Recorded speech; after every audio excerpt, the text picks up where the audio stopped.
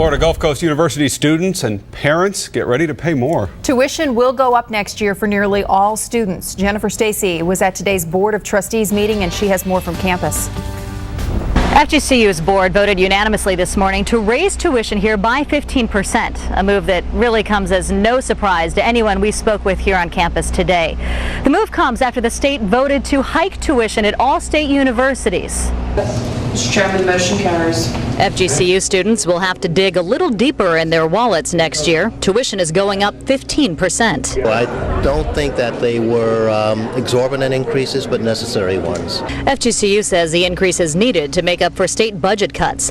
Tuition and fees for full-time students, those taking 28 credit hours, will cost an additional $504.28 next year. During their last meeting, the board also approved a hike in housing costs, up $400. The total increase for full-time students next year, $904.28. Everyone, I'm sure, on campus knows that what's going on in the state. They know what's going on in the country. The amount is not really significant, I feel, because of all the cuts that we've had, the state of Florida. Florida is known for having some of the cheapest tuition in the country, and even with next year's hike, FGCU is continuing that trend. The national average is about $6,400. We will be at about $4,200, $4,300 a year. The approved budget does not include plans for layoffs or furloughs, but faculty salaries will remain flat.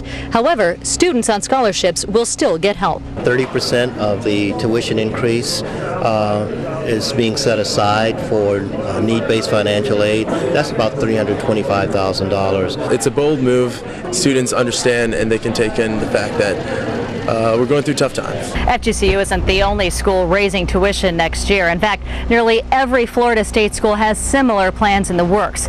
Also this morning, the board offered Dr. Wilson Bradshaw his annual performance review.